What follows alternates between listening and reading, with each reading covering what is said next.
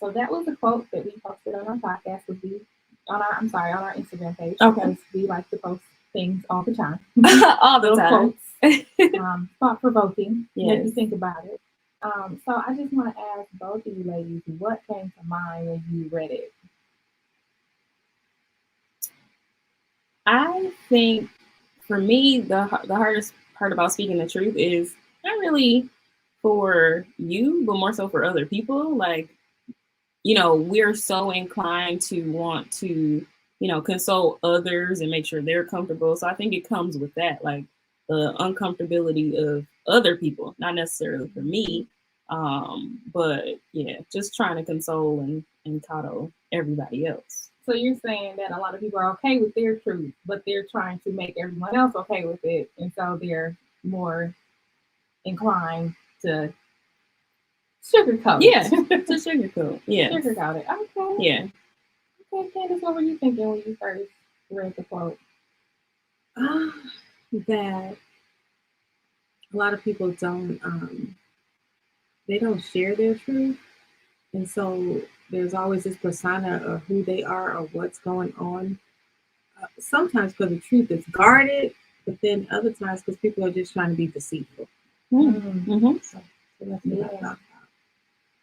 Yeah, so I was thinking along the lines of people want the perception to be acceptable, right? Or they want their reputation to be maintained.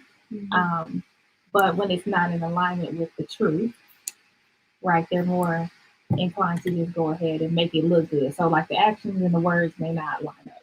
Sure. Mm-hmm. So interesting. So then I want to go back to what you were saying, Chanel, about, maybe you're okay with the truth. Because there might be sometimes where us too, where we're like, you know what, I can't speak my truth. Yeah. So kind of expand a little bit on what you were saying around maybe you're okay with your truth, but you're trying to, you know, make everybody else feel comfortable. Yeah, so I can't. So the example I'm thinking about is not me. Like it's totally not me. It's never you, right? It's but never me. It makes me think about another podcast I was listening to, and they were just talking about relationships and how, people may not want to be, with one person. Maybe they want to be with multiple people, but instead of like, they live in their truth because they're doing that anyway. And maybe like what Candice said, that they're being dishonest to the other person. Like, you are being dishonest. Like, you're okay with this is what you want for your heart, but then you're not okay with speaking that truth to the people that's important to them. Like, give me a choice to say if I'm okay with this or not. So that's making me think about, sometimes we're okay with how we live in, like, it's fine with me, like, because this is what I want. But I know it's hurting everybody else, so I cannot speak that truth. I'm just going to do it deceitfully or, in the dark. Indeed. And look, not that it's you, but right. the question would always be, well, then why not find somebody who can get with your truth? Exactly. I mean? That's the $1 million question. Why? But, there's so many people who are living that deceitful life. So. True indeed. Have y'all ever felt like you weren't living in your truth? No. I normally try to be, I guard my truth. Like sometimes I guard, personal things, but sometimes people, because they're not always so pretty. And so sometimes people can take that and use it against you. But I'm honest. Like if someone wants to know, I'm normally honest about it. But sometimes, yes, I'm very guarded about some truths. Like my sister, she once said, like, why is God always blessing you and you doing this and doing that? I said, because I don't lie to him and nobody. So that's the problem. A lot of people are always lying, and I say the one that matters, and I don't want to get all churchy, but the one that matters knows anyway. The one that matters knows anyway. Okay. So I'm honest about who I am, what I am, and what I do. And I don't try to cover it up to make it be pretty. Even with my attitude, which is, it's kind of a firecracker at times. Like I will maintain that depending on the situation, but she always there, and people know it. Like I don't want to be bougie phony person. Like my Right. truth is I'm from Gary, Indiana, and I will pop off. Mm. Like, Okay. and I try not to, but she always there. Listen, don't let this fool you. Yes. The Gary is there. Like she is embedded in me. I love that. And I think that a lot of people they try to forget. You know, I know someone, and I hope she don't watch this show. Just don't say no names. Okay, so this lady, wonderful person, educated, changed her name, moved and changed her name to something that sounded more appropriate, and even changed the way her dialect and the way that she sounds. And when I saw her after the name change, and when she approached me from behind, I had no idea who was coming because she had changed that much. Wow. And I mean, that may be her truth. That might be who she is now. But I feel like the truth of who she really is, it doesn't fit the persona of what she wants the world to see. So she made a new truth. But that's not really her. Because you know, she has there are demons, there are things inside, like, you know, depression and suicidal thoughts, just never being happy. Like, so yeah, you can change your name, change your voice, but what's really inside is the truth. Absolutely.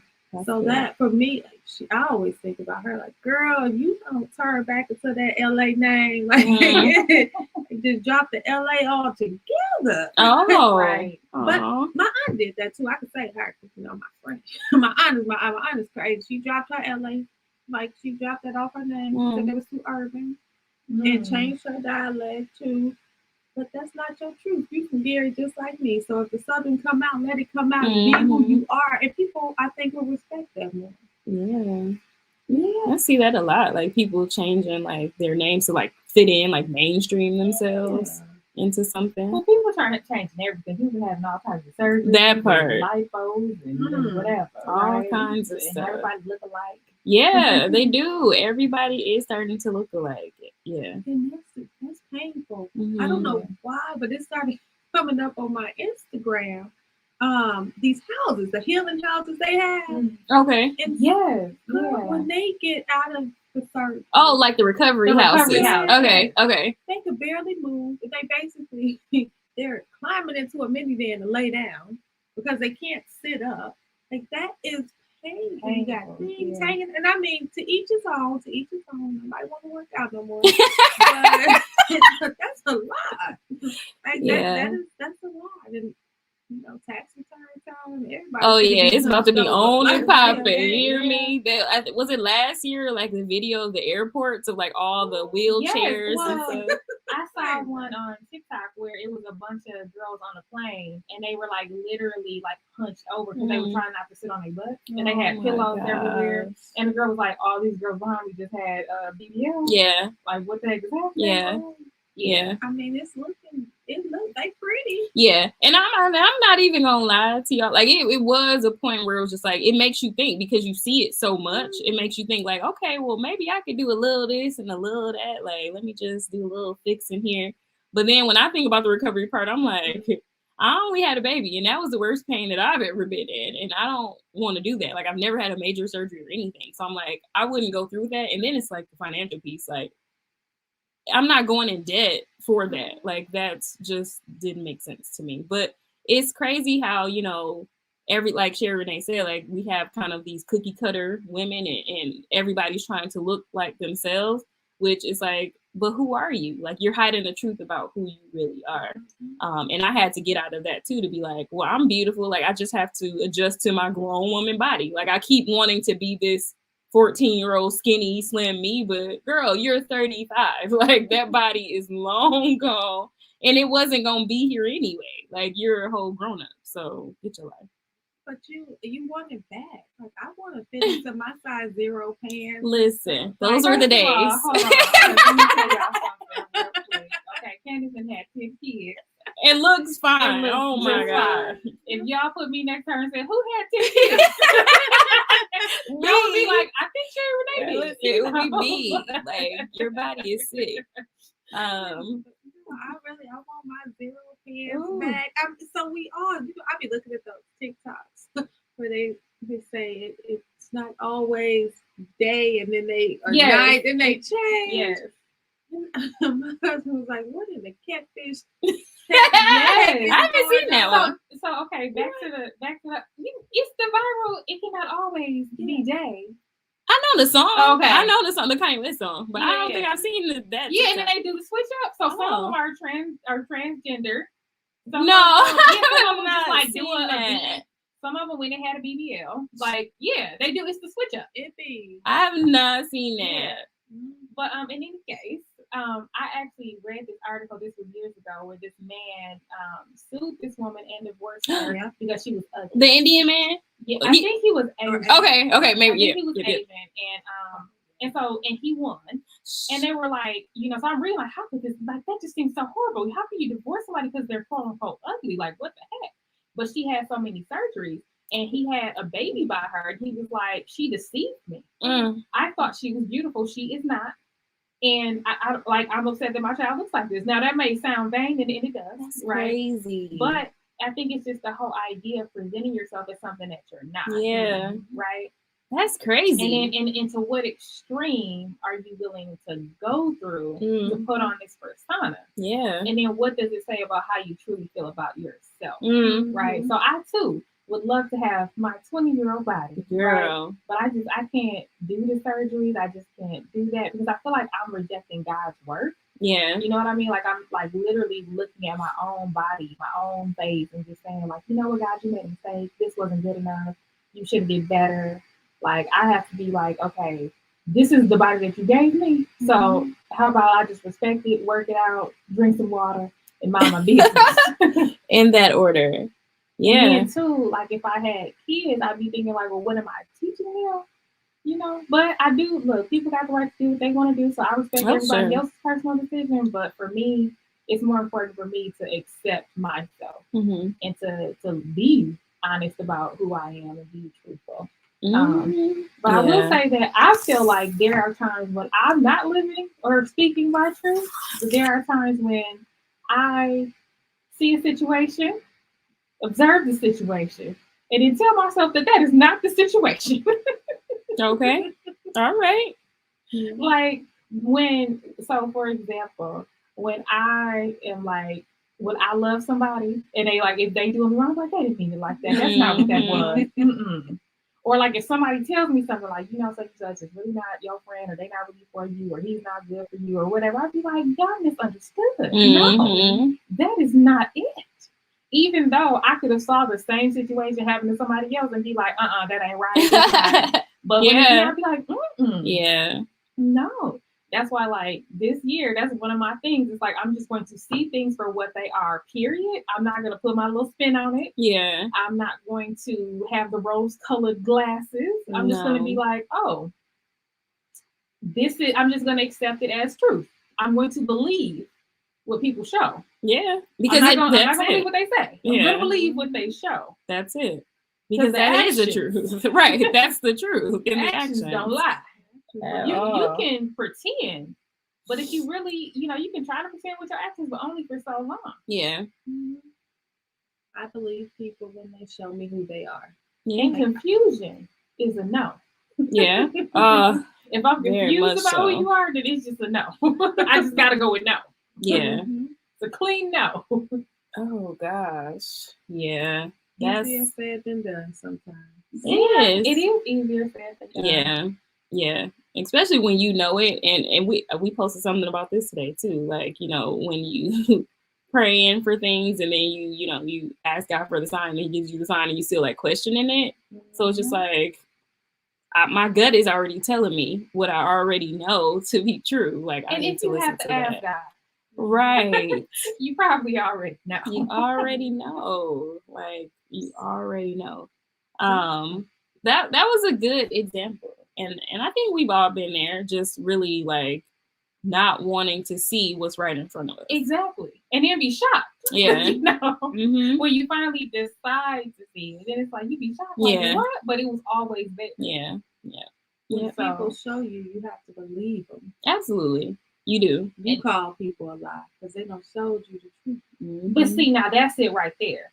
So then you upset me, right? I'm upset because I feel like I've been deceived or I've been lied to. But the truth is, it's been right there, and I've been accepting it, Mm-hmm. right? So then it's like, are you really mad at them or are you mad at you? Mm-hmm. Something that, so I wanted to write a book. I hope nobody steals my idea. But I wanted it to be called Plan Your Marriage and Not Your Wedding. Yes. And because a lot of times people, they see who they're with. They see who their husband is before they marry him. Right. And they still plan this beautiful wedding with a person that they know is not planned for them. Mm. And so I believe that people, women, because I'm on my second marriage. It's gonna be this is my last one. But people women and us, we need to focus on the marriage that God has for us. It's a real. I believe in being unevenly yoked, and some people know that they're unevenly yoked with men, but they still they think they can change it. They're planning for a change when it's right there. When somebody shows you who they are, you know who they are. Like you can't change people. So don't plan to be married and to make it better. You can't do that. So I want people to start planning their marriage more than they do their wedding. Yeah, I will buy that book, and I'm not nowhere near marriage, but the perspective is everything. Like, yeah, you can't change it, and when people show you their truth, believe it. Don't. When you marry somebody, even if they're not planned for you, you two become one. My pastor used to say, when you marry the wrong, you put together the wrong two eggs and try to get them apart. So now you're yoked with this negative egg that you're not supposed to be with. So why put that egg with you in the first place? Right. Yeah. Good luck separating. No, real. You can't. Like it's always gonna be a spiritual tie. That's absolutely. That you don't need. Yep. And then you're gonna do some healing work. Hopefully you come listen to our podcast because you're gonna need it. No, that's hard though. That's hard. That's hard. Yeah. It's very, you have to listen. And I go back to it because I was sharing with Renee earlier about my ex-husband. How I knew when something was wrong with him.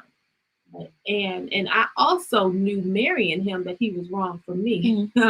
But I didn't listen. Like God gave me all signs, be down to the wedding. Oh wow! My hair fell down. My hair that was pent up, with more bobby pins than in one pack, just fell.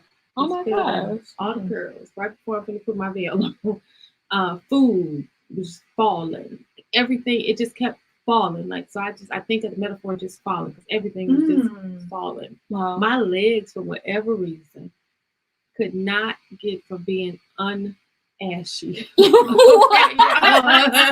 God will give you whatever sign you want. Right. The ladies, you have your ladies in weight, they put no lotion. Right. Like I could not turn brown. So they was like, they went into Walgreens and got me some Vaseline? No, white stockings. White stockings? That's how ashy my legs I'm were. like, not even a nice nude? No. Baby, it would have been, it would have came straight through. No. So they put the white stockings on to try to cover up like the ash. Oh my gosh. body wasn't even accepting the marriage. Wow. So, yeah, we need to. I got some questions. Whoa. Wait a minute. Yes. I do feel like God will give you the weirdest of signs. Was he like, well, you didn't get that one? Well, here you go. Here goes another one. I said what I said. Yes. So your body was rejecting lotion, and you felt like you were having metaphors of everything falling. Everything. And it was symbolism. Wow. For the marriage. Yes. And I still, so many things were wrong. The wedding was like 2.5 hours late. Oh my God. gosh. So many things went wrong. Now look, I wasn't at that wedding. I was at the second wedding. Okay, now that wedding right there. Okay. That was a perfect, impeccable wedding. Okay. Okay. This is the equally yoked wedding. Yes, we prepare for a marriage and not our wedding. So yes. This is the equally yoked marriage that happened, and he ain't no saint, but he's close to come in and to deal with a broken woman, somebody with kids, and for him to come in and to accept that, and he got his issues too. So I knew what I was getting into, but it's different. Like it felt different. It flowed. It flowed, and like we flow into each other. So, and we really, I mean, I planned our wedding, but it was easy. I wasn't fighting against like an external force, you know. It was just I'm so glad that you said that, because that's what I told myself too. Is that when I feel myself fighting against an external force, I'm going to surrender, because I can't do it no more. Like I have to be in the flow. Yes, I've got to be in the flow. You lose, you really lose, and we don't listen all the time. And the more that it comes against you, the harder you fight. Yeah, you make it worse. You make it worse, and who are you really helping? Like that momentary satisfaction. I was married to my other husband for 4 years. Okay, and I feel like that 4 years caused everlasting damage on our kids, because if we would have never got married, they would have never had to see that separation. Like they would have never had to see the divorce, the fighting, and just everything that we put them through. It wasn't worth it. And so deeper than what I went through, I think about my children and what they had to witness with me and their father. Yeah. And then I also think about how God, you know, he always has your back. So my husband, I met him at his clinic. Oh, cool. And I was crazy. What kind of clinic? His veterinary clinic. Yes, which is amazing. I was taking my doggy there too. So yeah, he loves I think Samantha took her dog there too. Yes, yeah.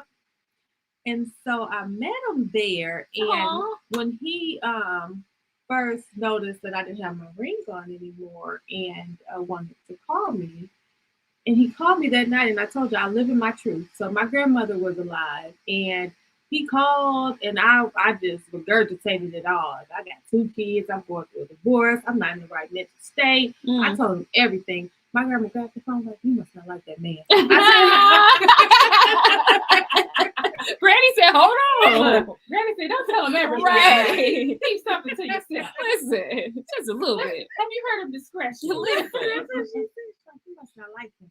She's like, "Now some things he ain't gonna forget." Like, well, Grandma, you know, this is who I am right now, and I don't want him to come into it blind. And I didn't know anything about him, but I felt like he was too good for me with everything I had going on. So I was still just I wanted to be honest and lay it out there so he didn't think I was hiding anything. So I finished everything I had to say, snatched the phone back from her. She's looking at me side-eyed, and he was like, "So you want to go out to eat?" I'm like, "When?" Wow. Like, "Right now." Okay. So he was there within 30 minutes, and we went out. And so from there, like, I knew, okay, like, this man kind of weird. He must got something going on, just crazy, because why would he want me? And he was just saying the other day that he told his tech at the time, he didn't say I was going to be his wife, but when he saw me, he said that's wifey material. So I don't know if who I was, I don't know what I did, honestly, to make him want me or like me other than be myself. Like, I came in there, he told me he was living in your truth. He was living in your truth. I wasn't trying to impress somebody. He said I had a stain on my shirt that he remembered. Like, I'm just here. I'm here with my dog. Okay? Wow. So I believe in always walking in your truth. And I could have been deceitful to him and told him things was perfect. And, oh, yeah, I got 2 kids, but, you know, we're on good terms with Dad, or I am. It could have been different, but I gave him my truth, and I think he respected that more. Yeah. Because he saw the things that he needed, too. Like, he was like, okay, well, she living in her truth, and I can vibe with that. Like, that's amazing. Maybe he saw a good mother. That's a dope story, you know. Like, you just go in with your dog, like, that's him. It's his veterinarian clinic owning friends. That's a dope story. But one thing that you said that's kind of sticking out to me, and we've talked about this on our show so many times, and Sherry, Renee, and myself have talked about it, just the not feeling good enough piece of it. So that's your truth. You felt like at that point in your life, you didn't feel good enough. Why is that? Because I did what a lot of people do. That's why they get all these BBLs, the BBWs, whatever they call them. I don't know.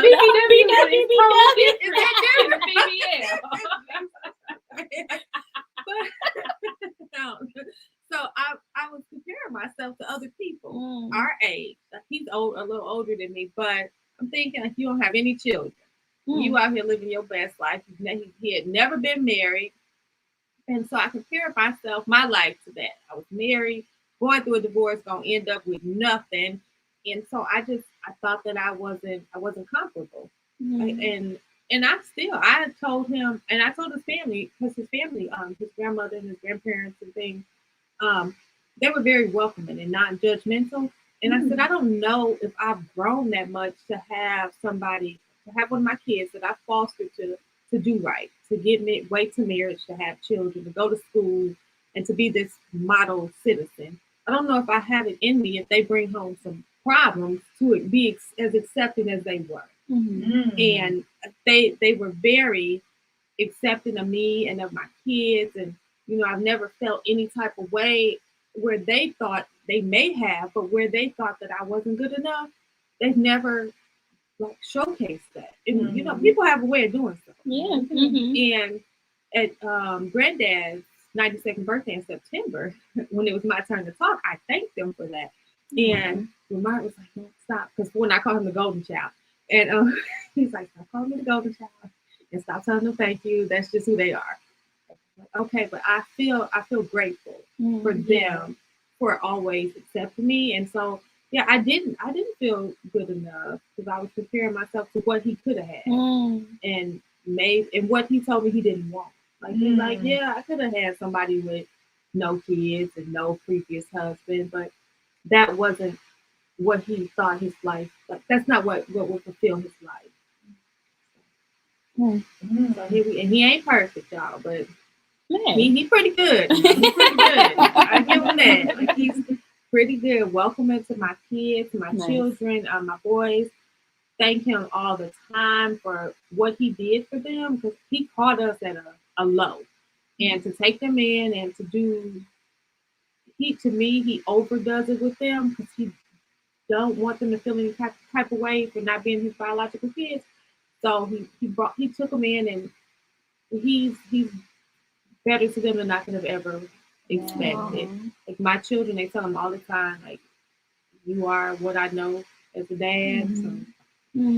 And I think he does it like effortlessly. Like he jokes, like, how the kids coming with me if we divorce, right? Like we talk about all of them. I'm like, take them, go ahead, baby, take them. They're your kids. How many children do you all have? So I came with 2. Okay. And we had 8. Okay. So that's 10. Nice. So really, literally 10. Yes. Okay. I was not exaggerating. Okay. It's 10 of them. Oh wow. Okay. Last year she was holding triplets. Yes. Okay. I remember you telling me that. Okay. And then immediately following, Another one. Another set of triplets. No, another one. Oh, okay. I was about to say, oh my goodness. No. All boys and then triple girls. Oh. My little Mariah. Very cool. Today, y'all. Look, God said we're gonna do all the boys. Right. Yeah, there we go. It was just perfect, like it just happened, and my triplets were natural. Wow. It's amazing what your body could do. Like they were all natural. They found the baby. She just popped up.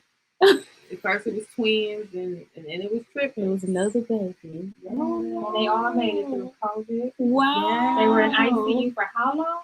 118 days. Wow. 18 days. 118 days. And the last one she was in for 83. But the triplets, 118 days. Oh, wow. And they all made it. Yeah. Listen, look at God. And you were worthy enough. Look at what your body did. Right. Like, that's what it was. My body went through a lot. I actually knew, and this is the scary part to me, I knew the third one was there. I remember you telling me that. Yes. I kept saying, like, something is there. Like, I feel it. Like, I just felt her. And when we would do the ultrasound, I'm like, there's something there. And they're like, oh, that's a shadow. You don't have no shadow. Ain't no light in there. So, yeah, like that ultrasound tech told me I was a shadow. Shut up. And so when I was looking through my phone today, looking under me and my husband's pictures that we send to each other, I saw my ultrasound. Because I started sending him the ultrasound circling. Like, something is back there. I know it is.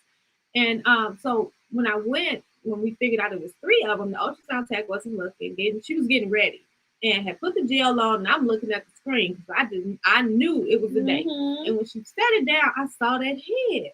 And I said, okay, there's a head there, or that baby is deformed. And she's like, what do you mean? I said, no, I saw two heads, or the baby is deformed. So she's like, okay. So she did what she was supposed to do. Did her complete ultrasound up here. That baby did not show back up. Like she, you know how they do the measuring and things? Yeah. And I said, I'm telling you, it's something there. And so she had to go in vaginally. And that's when we found it. Wow. So she was still able to do a complete ultrasound and only see two babies. Wow. And little Grace was there. Aww. And they, that point, because now it was trouble, we had two babies in one sack, which it happens 1 in a million times. Whoa. So when I say that she's 1 in a million. Wow. Yes. I mean, That's it. Literally. Yeah, 1 in a million. So, wow. So you have two identical twins and a fraternal. Grace and Gloria are my Oh, that's so cute. Yes. How old are they now? They'll be 2 in March. Oh, wow. 23 months. And our goal, we're taking them out of the country every year on their birthday. So, just celebrate because they are miracles. They are miracle babies. They are little miracles. Wow. They were sharing. So Grace wasn't supposed to make it. Grace wasn't supposed to do anything. She wasn't supposed to walk. What? She's had 3 major surgeries.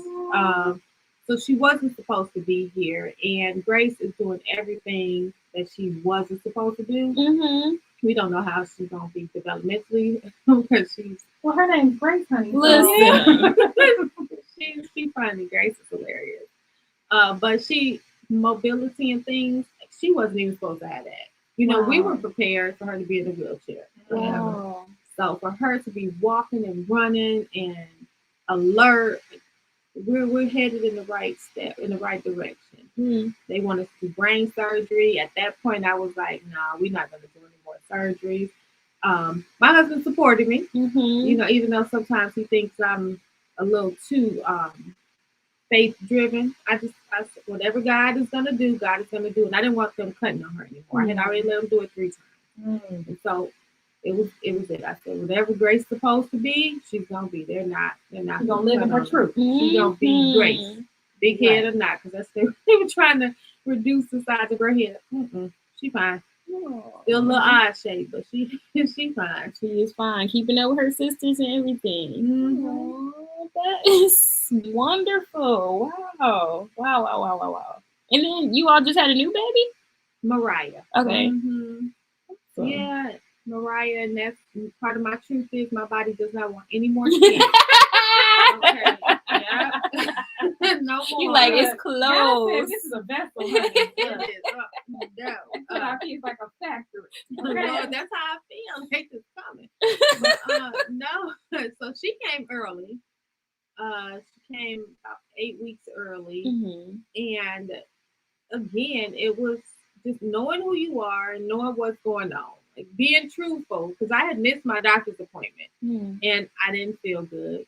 And some just said, go to the doctor, reschedule. They rescheduled. I wasn't about to go, and I went, and I got admitted into the hospital. They said my blood pressure was high, and I just needed to stay there. I had to deliver her that night. Wow. And so she came out early, and it was unexpected for me to have to deal with the NICU again, like being in there dealing with all those nurses and things, and during the pandemic. But she stayed there because she couldn't eat without having these things called Brady's, where her heart would stop. So until she learned how to eat, because premature babies don't necessarily have that swallow reflex. So until she learned how to eat, she had to stay in the hospital. But she got out and she fine too. Right. We found out she's allergic to my milk. She has a milk intolerance. So yeah, so I couldn't. It was actually my milk making her like it was a reflex, an allergic reaction basically. So I had to put her on this hypoallergenic, not even milk, formula of some sort. And then she had home. Nice. Look at God. Aww. But that took away from me too, because I'm used to nursing my baby. So yeah, but it didn't happen. We still got deep freezer full of milk.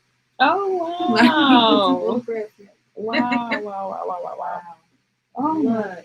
walking in your truth. Listen here, and maybe that was God trying to tell you, like, no, this is the husband that I have for you. So look, let me give you all these keys. Let me work some miracles. Let me do some things.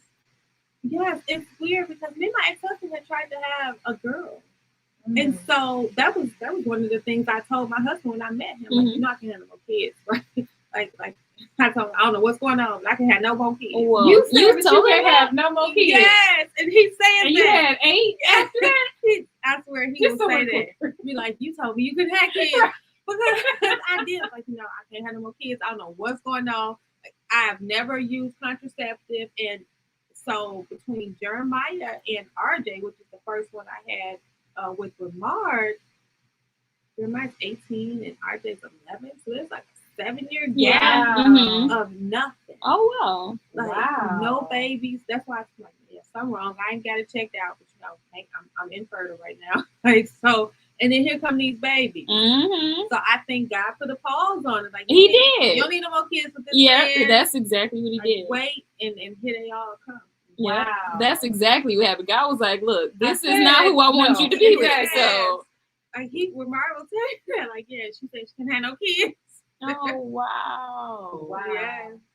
But I didn't. I mean, it just again, I think you really gotta connect with a person on some type of level for all of that to happen. For baby after baby. To happen. Yeah. Especially if that's not God's plan for you, there has to be some kind of connection. Wow, interesting. That's a story. Like that is like a book right there. And going back to not feeling good enough, because I know when you were running for president, you were sharing how you were homeless at one point. And I'm like, which was shocking to me, because I'm like, first of all, Candice is so fabulous. Okay? She is, you know, obviously she has an amazing husband, but she also has several group homes. She's a very philanthropist. Yeah. Thank you. Always giving back, always, you know, like whatever you get. When Candice gives you a kid, I'll be like, don't give me one, please. Don't embarrass me. Don't embarrass me. I heard all about your garden party and how fabulous it was. And people were messaging me like, what venue are you at? I said, no, honey, this is her home. They're like, so they had horses and carriages and stuff? Yes, because that's how long the walk is on her property to get to the door. Yes, I heard all about it. And I was like, horses and carriages. Now, I felt like Cinderella coming home. I had to take the walk back to my regular life. Lord. But on the way coming in, you couldn't tell your girl nothing. Not like so you had to get back in your pumpkin. Yes, girl, yes, I did. Okay, I said, well, let me take these shoes off because this walk is gonna be something, child. Oh gosh. Yeah, so dope. Yeah. But tell us, you know, like give us the history. Who is Candice Wright from Very Indiana? Yeah. And tell us the story, the transition, the evolution, right? How did you transform into Candice Wright? Oh wow, I don't know. It's been quite the evolution, I think. First, my mother was a teenage mother, so I believe she had me at 16, and because of that, I think I got a little extra blessing. Because my great grandfather, wanted my mother to finish school and didn't want her to be burdened by being a teenage parent. So he took me. Wow. And he raised me, and ruined me, so says my family. Because he always told me how special I was and I was going to do great things, and always pumped me up. Like, always pumped up who I was. And I think he caused a lot of grief in the family, because I can tell, like I could put a Facebook post right now. I put up a post, it was last year, saying like, oh, you know, happy birthday in heaven to my granddad. And his daughter, who is in her 70s, wrote on there, happy birthday, Daddy, from Daddy's little girl, talking about her. Right? So it's still there, like that back and forth where he's gone, and people still have some kind of resentful feeling because of the way he treated me all these years. And to me, let it not be for him or for his daughter, who's my grandmother, I wouldn't be here. So they isolated me from everyone. And my grandmother died in 2010, right when I met Ramona. Well, I met him in 2009. Nothing started until 2010. But when she died, I felt like I lost like everything I knew because they had kept me so isolated. So my great granddaddy was gone and she was gone. But what they did for me was they did make me independent, but they always told me, no matter what anybody ever said about me, to always do what I thought God wanted me to do and just to keep going. And so I think about it, and I was just telling my husband, I think about like if it wasn't for my grandmother, I wouldn't have been able to go to college. Because I had my first son. I continued the generational curse, and I had my first son at 16. So she watched him just like my granddaddy did for my mama. She took him on, didn't want me to be burdened with being a teenage parent, wanted me to go to school. And if I didn't have her to do that, I wouldn't have been able to do so. And so it was just always, I feel like there was always some kind of angel in my corner. And one thing that they did teach me is, because there were things that happened with me and my mom, that's my mama, basically. That's your mama. Like we are here standing in, but that's your mama. And to always honor your mother. So even getting that foundation when they could have taught me to be bitter. Like they could have taught me to be hateful because bad things did happen. They never instilled that in me. And like right now, really, I talk to my husband a lot. And I was telling him, I said, I don't understand how they taught me to be so selfless when they didn't have my grandmother and my great grandfather. They didn't necessarily have the best life. And I believe that they were selfish people and they taught it to me. So my goal is to pass it on to my kids.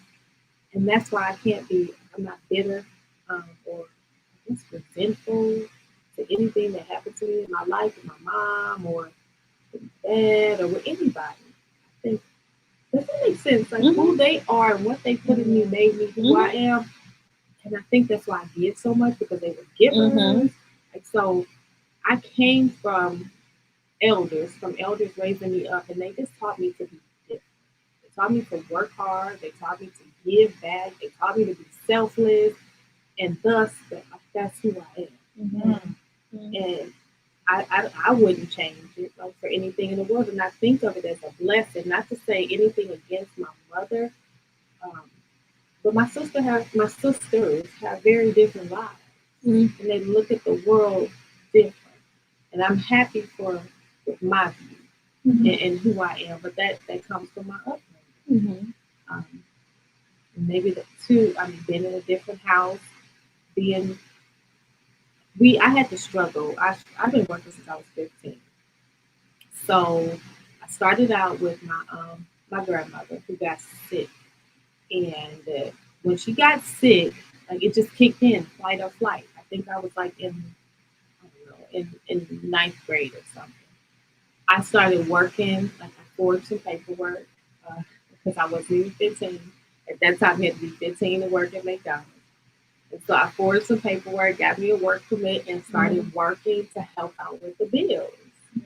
And my grandmother, she never really got back on her feet, but she started getting Social Security after many years, and I focused. I remember just the ethic that my grandfather instilled in me, like you gotta work, you gotta help out. It was just always a drive. And so I took care of my granny until she passed away.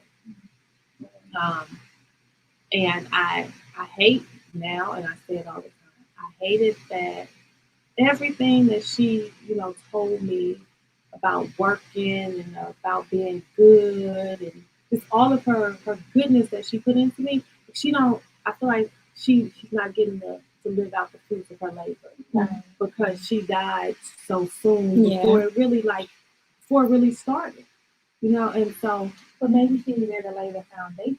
for you. Because I mean, Granny might have had a great life before you was even born. Child. Right. So we don't know. Granny was a little wild. Right. Hey, She was a little wild, listen. You know Granny is Granny, but not Granny as the woman Granny. Yeah, I heard Granny was a little wild. You know, a partier.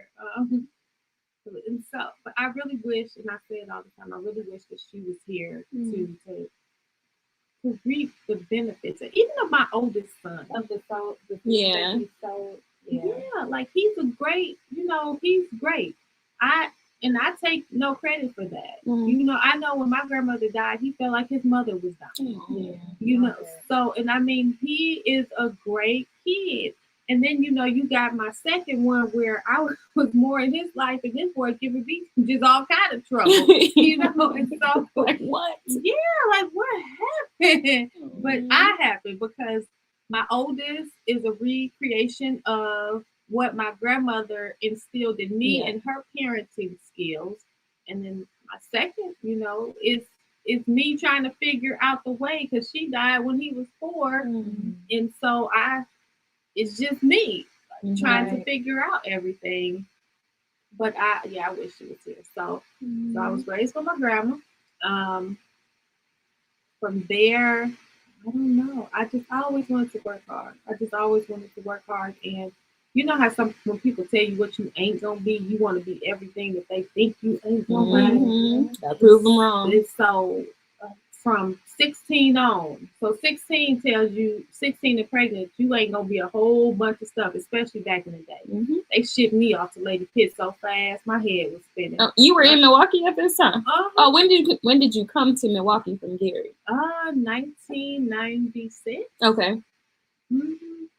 And so I was at Lady Pitt so fast, we weren't allowed at the regular school. Oh wow! In the 90s. Okay. Yeah, I had him 1999. Oh wow! Okay. Getting big, it just wasn't a good look for the school. And so when I went there, even the teachers, I had good teachers because I was always driven. Like teachers would tell me how smart I was, told me I was going to college, and I had to go to another alternative school. And when I went to that school, I was the only one at that time from that school that ever went to college. Oh wow! The only one. Our guidance counselor was bored back then. She was bored. She was like, we don't get this girl. Listen. Yeah, like she didn't have nothing else to do. And so I think just good work ethic, and just that being instilled. What inspired you to have so many group homes? My grandmother. That's why it's called Granny's houses. So my granny, she used to say all the time, if I die if I get old and you put me in the nurse home, I'm gonna die the next day. She's gonna die. She's like, I'm just gonna die the next day. I said, okay. And so then I asked her eventually why. Why did you say that? And it's just the thought of people going to nursing homes being forgotten by their family or being abused. Yeah. And so the goal of starting up Granny's houses was to combat that. Like no abuse, you're gonna be loved. We're gonna keep close communication with your family as close as we can, or we're gonna become your family. It was just to create a different opinion of assisted living and of nursing homes. And I mean, it happened fast. It like spiraled out of control. I opened one and then another and then another. And some of my residents I've had since I've opened 11 years ago. Wow. Yeah, I've had, and actually I had them kind of before then because previously I had group homes, children group homes, with my ex-husband, and I still have 2 of my kids. So they waited, and I wasn't by no means, I was just broke and defeated. Just broke and defeated. So I really wasn't even thinking about starting up anything.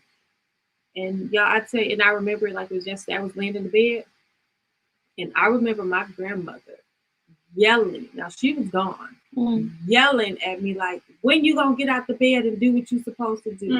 Like she said, your assignment is calling. Like I jumped up, like looking, like because I thought somebody was in that house. Like that's how clear it was, and so I just got to work, and here comes Granny's houses. Like and it was. When I say it was difficult because going through the divorce now, living in my truth, I made a criminal record for myself. Okay, I called a lady and him in my house. Oh, and no. so then I became I'm the aggressor. He's the victim. And so they got me a criminal record. And really? Yeah. Yes. It was so I came home early from work. Now, this is a house that I had for me. Oh, wow. So I came home early for work, really just to check my mail. And I see a car parked in the front. I'm not thinking nothing of it. So I go up to the front door to put my key in, and I had a security door. And there's a key broke off in my security door, so now you can't put your key in. I said, okay, like maybe somebody did it. So I go around to the side door. It's the key in there broke off. And when I'm at the side door, I see somebody run past. Okay. Like it just reminds me of the movie Low Down Dirty Shame, where he used to wear that long black trench coat. Yes, girl. So somebody in a long black trench coat ran past. I'm like, okay. And so then I look, and he's calling me now. Now he's in my house. And he's calling me from in there like, you better leave. This my house. Wisconsin, the marital state. Like, making fun of me. And I'm like, what? He's like, yeah, you better leave. Wisconsin, the marital state. This my house, too. So it was a garden shovel right there. You know, one big old metal garden shovels. I'm thinking like, okay, this fool don't lock he don't lock himself in there. In the house. So I you out. Yeah. So I grabbed that garden shovel, and I don't know who I thought I was at first. So I hit this window up high and broke it, knowing I couldn't get in there. So I go around to the front, to the big picture window where I can get in with the shovel, and I broke it with the shovel. Hopped through there like a Ninja Turtle, y'all. But hey, when you mad, you have all the strength. Like, there is nothing that you can't do. The anger is the strength is different on the anger. Girl, I still don't know how I didn't get cut, but hopped through that window, went in there, tore up my house, y'all. Tore it up. I'm not gonna lie. So to this day, the lady in there was his wife. His wife. His current wife. His current wife. Okay. If you ask me, I still can't prove it because that's how fast I was moving. And I just know that person I made contact with that shovel. And so after that, I'm like, after I don't tore up everything, I don't hit her, I don't hit him, I went and sat on the porch and called the police on myself. Called the police. She was like, I'm living my truth. Now I'm living. Hey, listen. I'm at this address. This is address, and this is what I did. Come on, get me now. Exactly. And so the police come, and he started not going the way that he wanted it to go. So he exaggerated it and said I pulled a gun on him. And he said, "What? Nobody in that house, y'all. Nobody." He said, "I came home and I just flipped out on him for no reason." And it was 2 men police. Yes, yeah. You think Wisconsin is a woman's state? Like they on his side. Okay, so I did have a gun on me in my car. Okay, he knew that. Absolutely. I have a Hummer. So when they're asking me, or I still have my Hummer, but they were like, "Ma'am, do you have a weapon on you?" I said, "I do. It's in my car." And he had already told them. He had already been trying to set me up, y'all. I was driving at one point, and I heard when I turned the corner. So I look at my armrest. He had put my gun in there fully loaded in my armrest. So when the police went to my car, they went to my armrest, and I said, "Oh, that's weird." But I had long found that gun and put it back how it's supposed to be transported.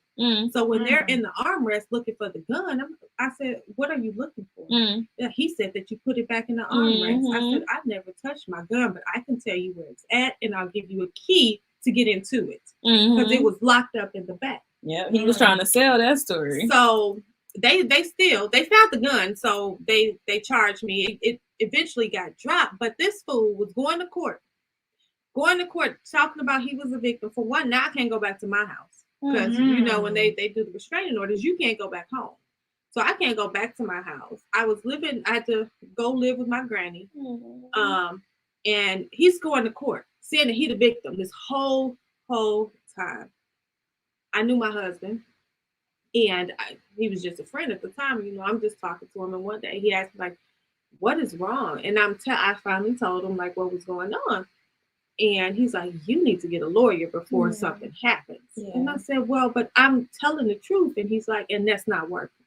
So, Right. you need to get a lawyer. Right. So we got a lawyer, and he got a lawyer because I had no money. We got a lawyer, and the lawyer went through the transcripts, and there were 3 witnesses to this whole event.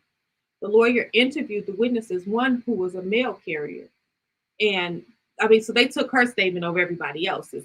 But she said exactly what happened. I started in the back. I went in the front. Went through the window. I came exactly as it was. Exactly as probably it had happened. live foot. Oh no, this is 2010. Never mind. Listen, I mean that mail carrier was like, "Let me see." Like they probably was sitting back, like, "What's going on?" Told like the woman ran out, got in the black. I forgot about the black car. A woman ran out the house, got in the black car that was in front of the house, and said that I came and set my tail on that porch and did not move until the police came.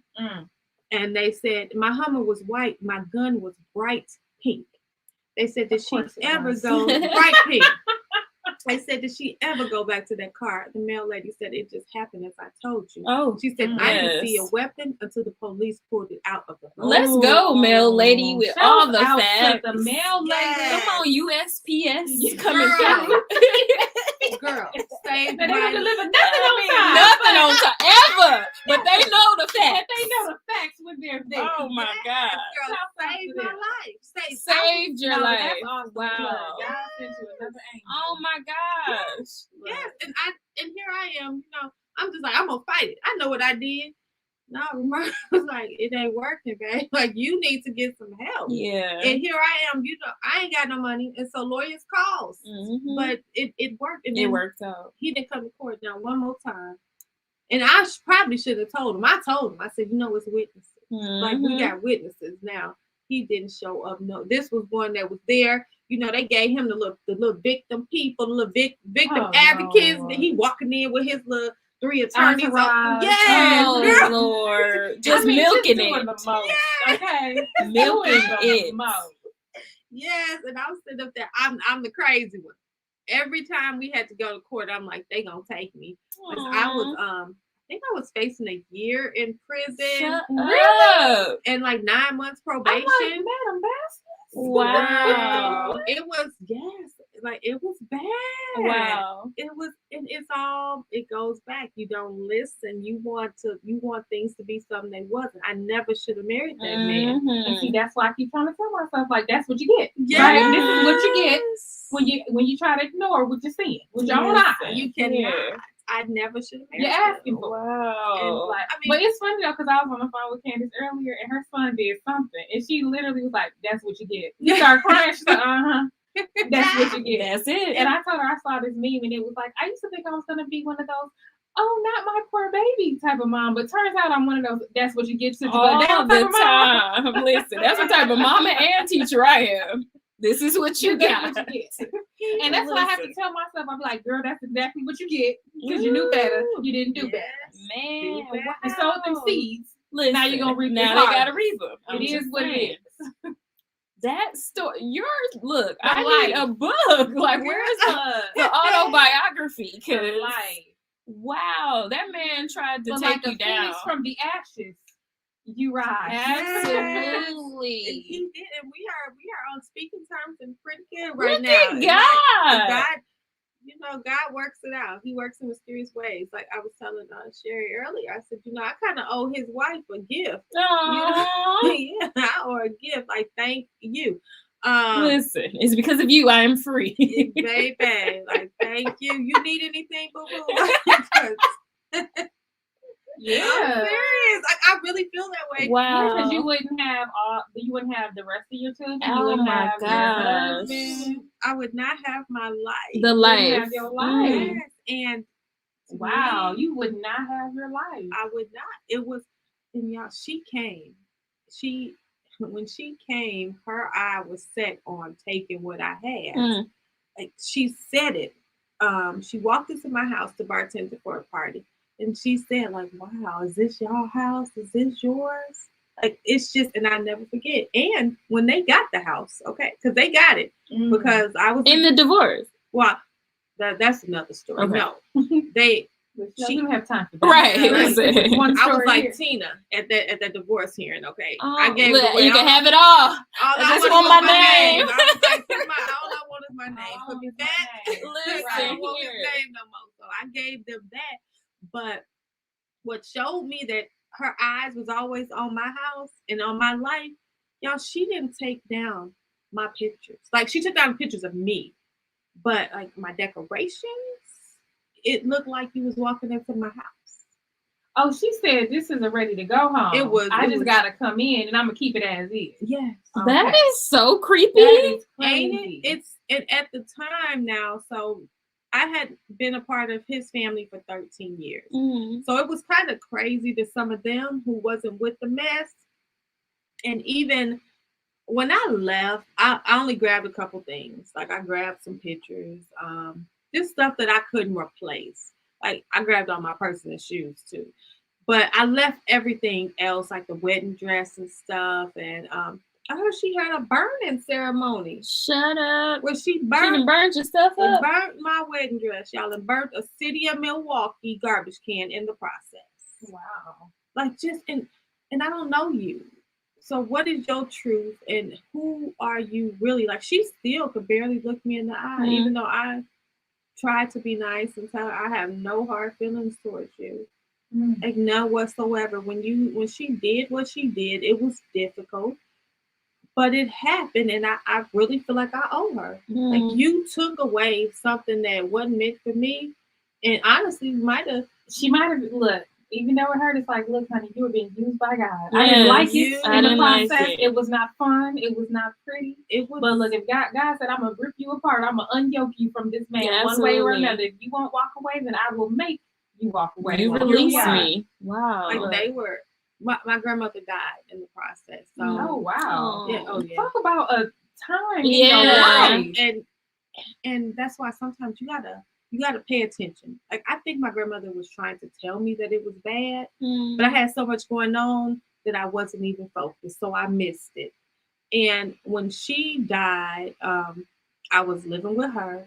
Mm. It was just crazy. I was living with my grandmother. She was on rent assistance, Mm. and rent assistance cut off.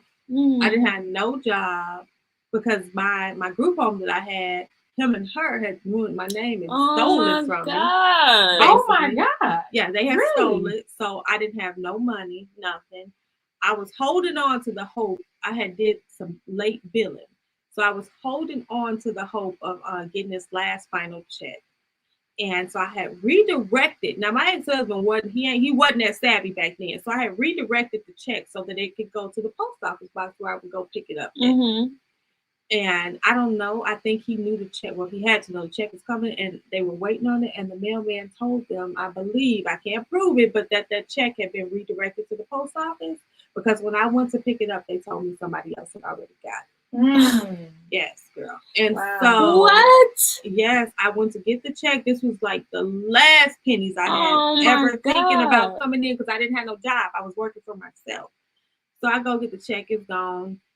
I go get the check, and it's gone the day that I have to pay the final expenses on my grandmother's funeral. Oh my God. And like, I'm just distraught, y'all. I'm seriously distraught. Yeah. Like, funeral homes don't play. They don't play. Like, they worse They than are the the mafia. mafia. Yes, girl. They the mafia, Baby. honey.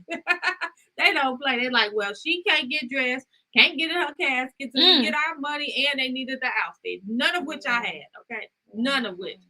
So Wow. this time I got my auntie, my grandmother's sister. And, I guess old folks, our elders, they always see something. And so Ramard had called me, and I was like, I put on my happy face. Like, yeah, he just called me on his break. Like, yeah, everything's going okay. And she did like her sister did, snatch the phone. Like, you gonna tell that man the truth? Like, what is wrong with you? Like, she telling me stop telling him too much, and you telling him to tell him everything. Like, Which advice do I follow? Right. Like, Who do I listen to, Granny? Crazy. Granny, I need to sign. Right. And so I told him, like, really what's going on. Like, he don't stole the check. I can't.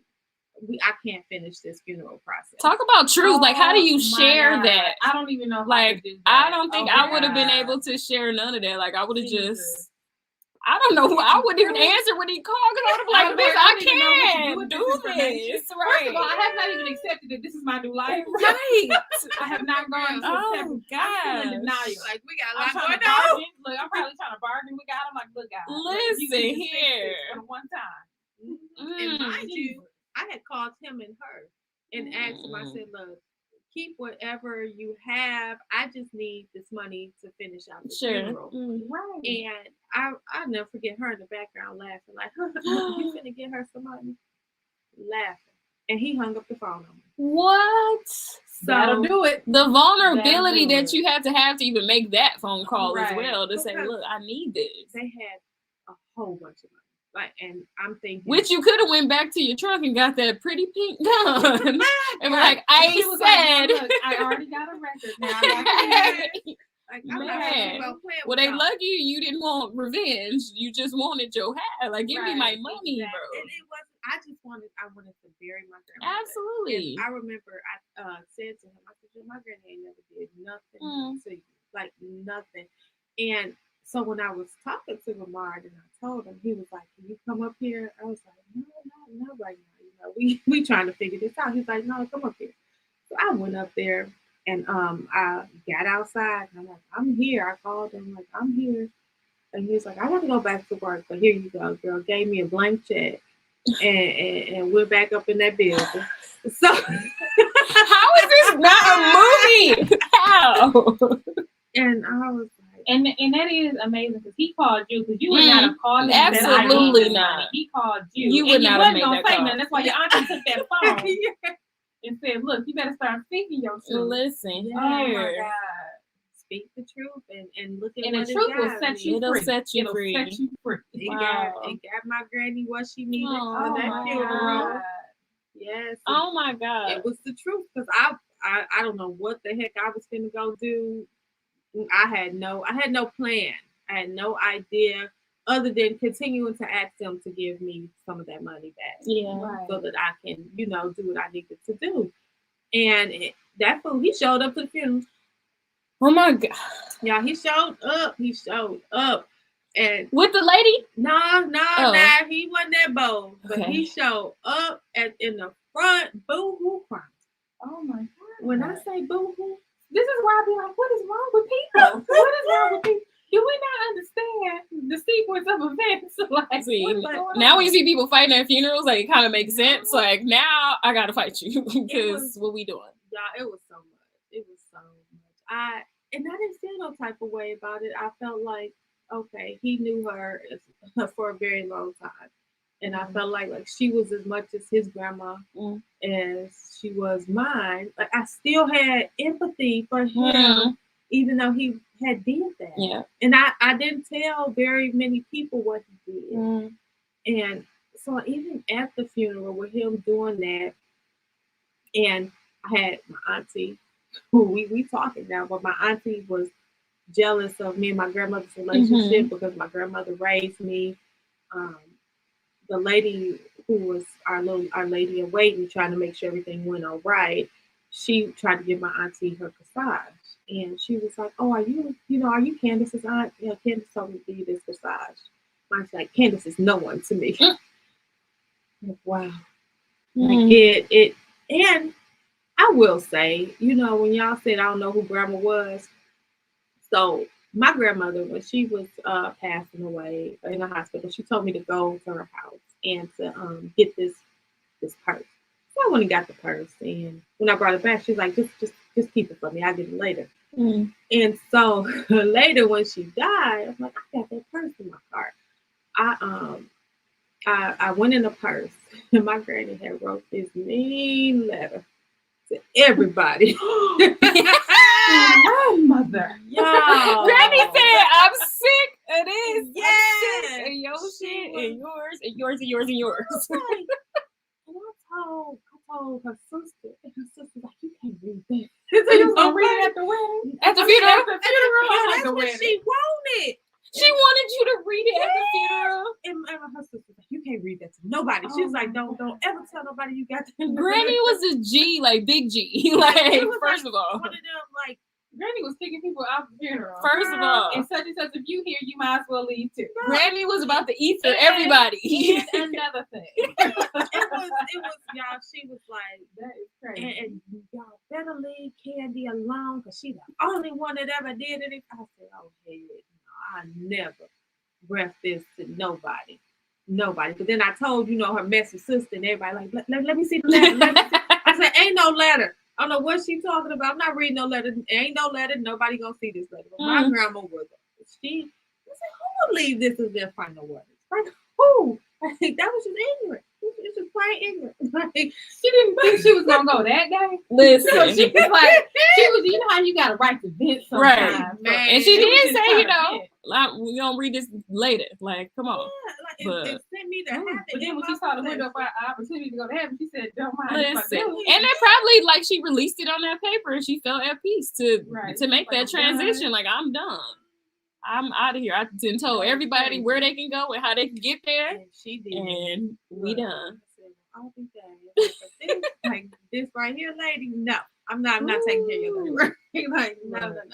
I love that. I love your granny because that's tight. Like, to be like, I'm about to eat there all y'all. All of them, y'all.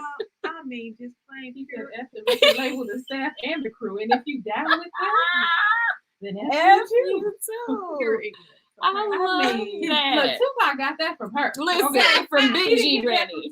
Absolutely. Tupac got that line from her. Thug life was written on Granny's story. That's for real. Not thug life. That's thug life. Granny said, I'm from Gary, Indiana. Granny said, look, out here. What you thought? Wow. Listen. Yeah, so that, what a story. And then after that, she probably was like singing church. Yeah, she was praying. And in there too, I found too. Please play these songs at my funeral. Okay, we just like bipolar moment. Okay, lady. Right. That's funny. Look, she said, and please play Well Done, thy good and faithful servant.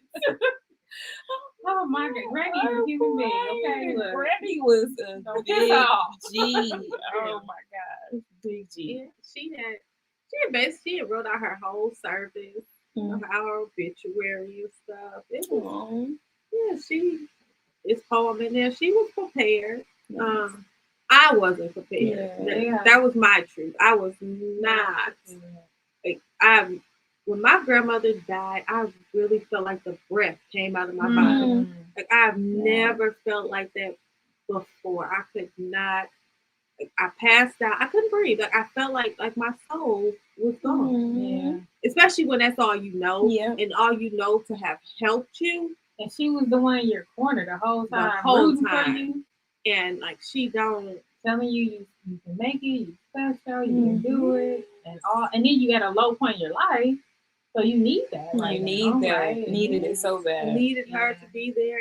And I felt like she just left. Like, you just left, and I honestly said that, like, you left and left me with all these people I don't know, I don't have no relationship with, because it was just always me and her and my kids. Even though I was married, it's just me and her and my kids.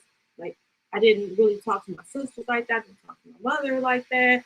My uncle, because it was always a battle with me and my grandmother's relationship. I guess because she was there. So it was just always a battle. And that's what I really told her too. I told her before she passed away, don't leave me with these folks. Like, I said, Granny, like, I don't know them. And at that moment too, that's when she said, that's your mama.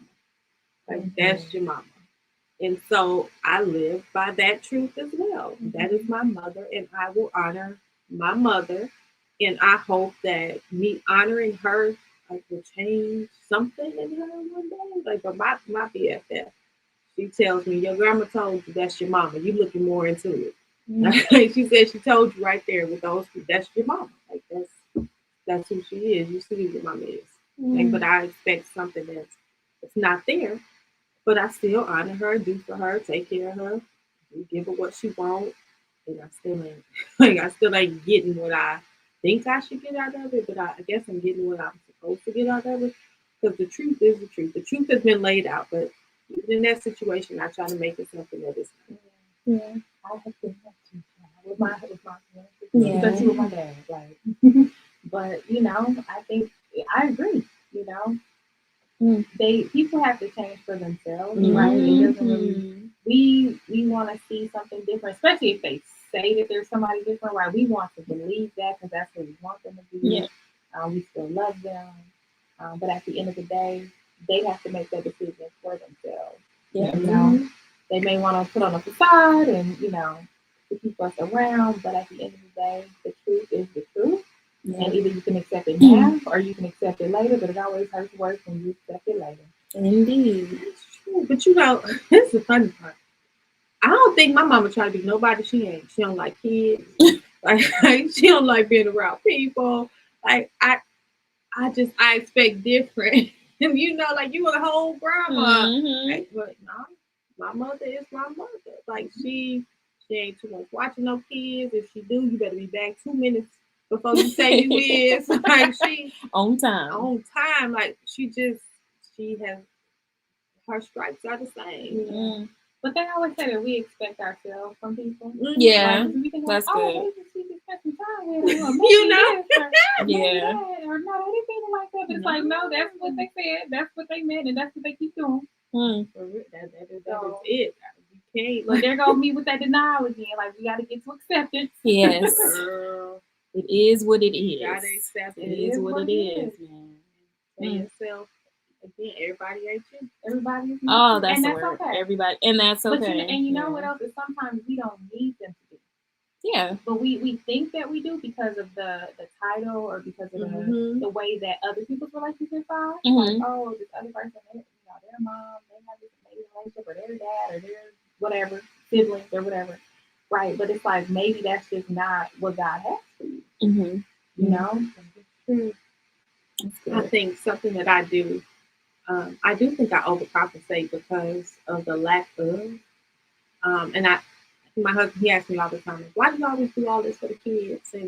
And I have, even though it's not a good truth to me to necessarily spoil my kids because of something that I was missing, like that's the truth. You know? Like that's why. Like, that's why my girls. But you know what? You don't know what kind of mother you would have been if your life would have been different. So sometimes we got to learn what not to do. That's one thing that my dad definitely has taught me. And he says it all the time. He's like, sometimes you got to learn what not to do so you can get stuff right. You got to know, like some people can tell you the right thing to do, but sometimes you don't understand the why behind it. You don't have the purpose behind doing the right thing.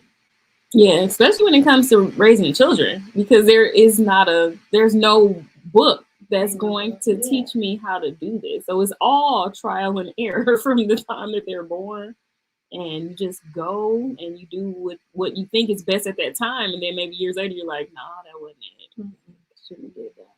Because, I mean, darn. You definitely want all your children to be seen and to feel love. I remember going to a christening. Aww. Yes. Right. Yes, I do. And I'm like, so she don't do this for each child. Everybody, and mind you, this is before the last 4. Okay. So I was just like, each child has this special moment. Everybody's getting this. Everything that Candice does, she does it big. There's no slacking.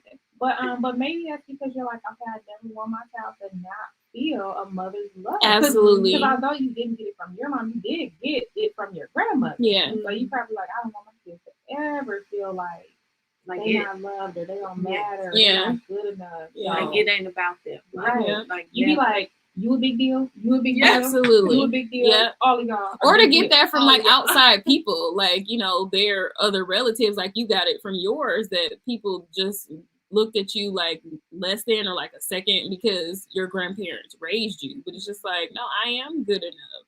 And you pour that into your children too, that I'm going to let you know how good you are. Like you so tight, you so dope, that if anybody ever tries to say that you aren't, like, you know you are. Like, it's okay. Exactly. Like, you're going to be like, what? Right, what? I don't believe that. Like, I don't even know those words. That's not in my vocabulary, these words. Right. A huge deal. Look, okay, big B's. Passports and go on this trip. Your birthday when you turn 5? No. Okay. All right. Just check. No, but seriously though, and then to your husband, because he was a foster child. Right? Oh wow. He was, or was he adopted? No. No? Okay. No, Look, no. I'm over here making up stuff. No, girl, no. Tell him that. No. Hey, but you don't. No. Right, no. wow. Like, Okay, look, I'm like, where did I get that from? But okay, No. because I was gonna say too, like maybe that's like he has a heart for it. Because well, you definitely were saying that his family was very accepting. So no, I think so with him, he overcompensates too. So his dad wasn't really present in his life, and so for his dad, he has siblings that are like a week older than him. oh wow. So know about that. and so I think, and I told him before too, because he said it before, like my kids are never gonna have to look for their daddy. So I think that he overcompensates as well. Like he does it in a different way. Like, but he's there for them. He don't believe in spoiling kids because he feel like he had to work for everything, so they should have to work for everything. So that's always a battle. Like that's always a battle with us about it what looks I'm like doing. we be winning. Girl, Girl, it's about you talk to Jeremiah, our 18-year-old, because Sean got a brand new Mercedes, and I brought Jeremiah a Jetta. I thought I was compromising, even though it's a brand new Jetta, because Jeremiah's like, no, we ain't gonna be buying Mercedes for these kids and stuff. And so I did a Jetta, but Jeremiah feels some type of way. He's like, I get good grades. Sean didn't get no good grades, and he get a Mercedes. Like, but you got a brand new Jetta. His car I'm had with 3 miles. Jeremiah. I'm just playing. Hey, look, I'm like Benz, Jetta. It had 3 miles, 3 miles, and then Ramar, and he's like, okay, so he still got a brand new car. So I'm compromising. It wasn't a Mercedes. It was a Jetta. It was a Jetta. Volkswagens are nice too. I'm just saying, but I mean Benz. I mean, come I think I was compromising. He was like, no, my first car was $2,000. Okay, but we not back in the 70s. We ain't there no more now. In the 1900s. Okay, we have moved on. We are not in the 1900s. And he thinks that, my way of being there for them is a little extreme. Like even all of our trips, like he's gonna take the trip, but he still thinks it's a bit much. Like the trips that we do. Or maybe he doesn't and he's just using that to not seem so soft. Because we take the trips and he has to close his clinic to take them, and he take them and just be just as happy. But I do think that we both are overcompensating, but he would like for me to pull back a little bit. But I don't see the purpose, like they go to school, they do good, they're good kids. I mean, I want them to get what we didn't have. Yeah, and that's changing the narrative too, just with Black families in general, that we should not have luxury or have nice things or, travel and do all of those things. So I do think you're changing the narrative for your kids and know that this is my life. And we're not different than nobody else, but this is just the life that we have. And that's okay. Because I think for me, sometimes like you feel bad about getting your kids, at least I do too, sometimes where I feel bad about getting JR nice things or, taking him places. But I'm like, why? Because people do this all the time. Like people who don't look like us do it all the time and nobody questions that. But when it's little Black kids being spoiled or they're living luxurious lives where it's questioned, like you don't deserve this, but yes, I do. Like, and that's okay. If I can afford it and if I can make it happen for my kids, then this is fine. I tell Lamar sometimes, like, I am unapologetically happy about my life. Absolutely. And what I got. And I tell him, I say, you should start being as well. Yeah. Like we work hard. Very much it is so. a blessing for us to have what we have and be able to do what we can do. Like I'm unapologetic about what I do for my kids and things. Absolutely. He don't feel that way all the time. I love it. I love this story. We might have had you back because I'm like, I feel like we didn't touch enough. Like it's some more. I know, right? I'm like, it's some more. It's a lot more. It was some more to this. It's a lot. It's a lot. Hard work and perseverance. Oh, that's the next episode. And part 2. Yeah.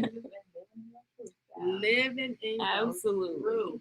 Yes. That's good. Speaking of that, we're going to do our to go back. So, Chanel, tell us what you are taking away from today's conversation.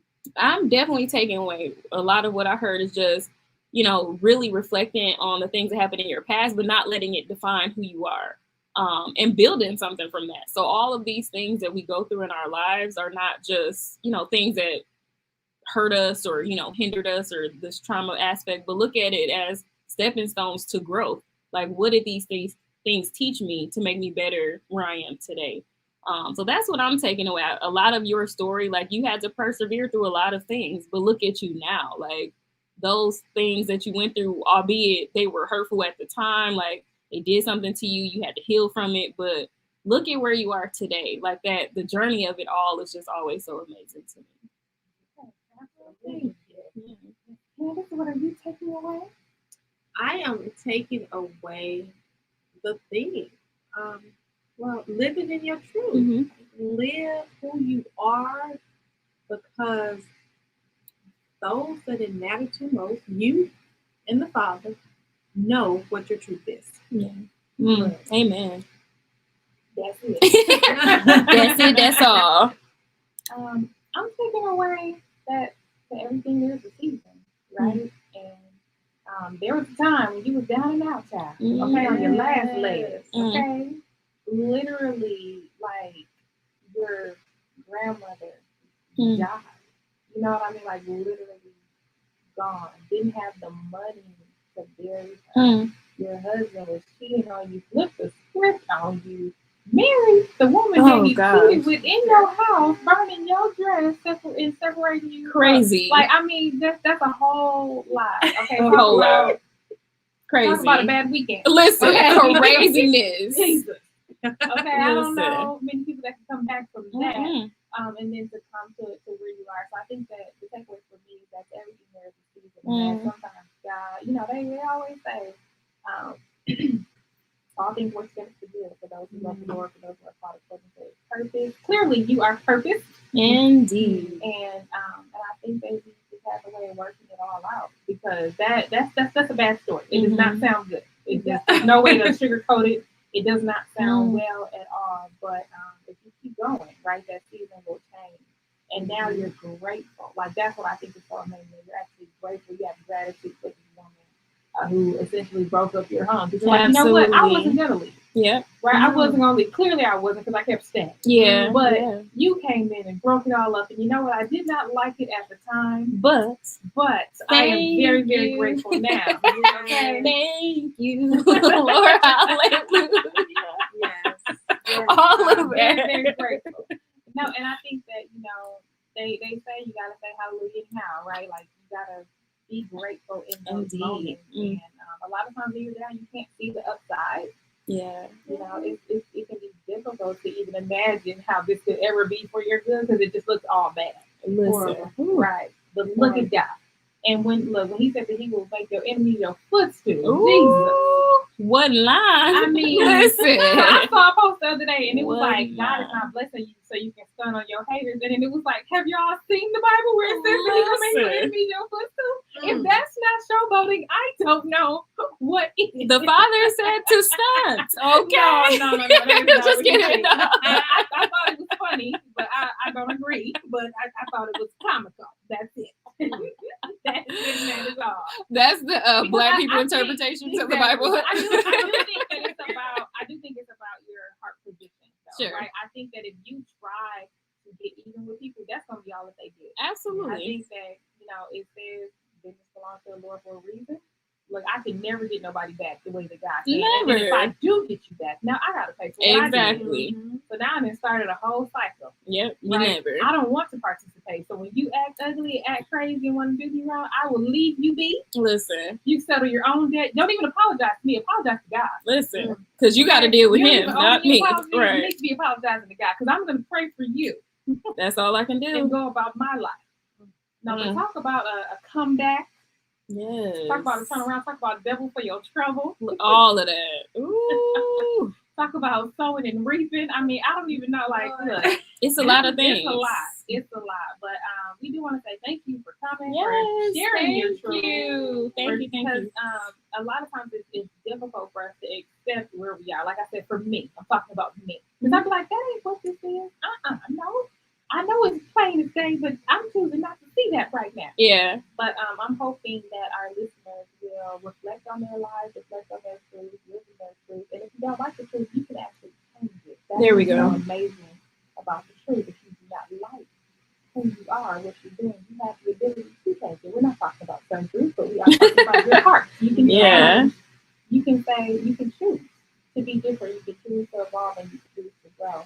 So thanks for tuning in to Brunch with Becky podcast. Until next time, peace.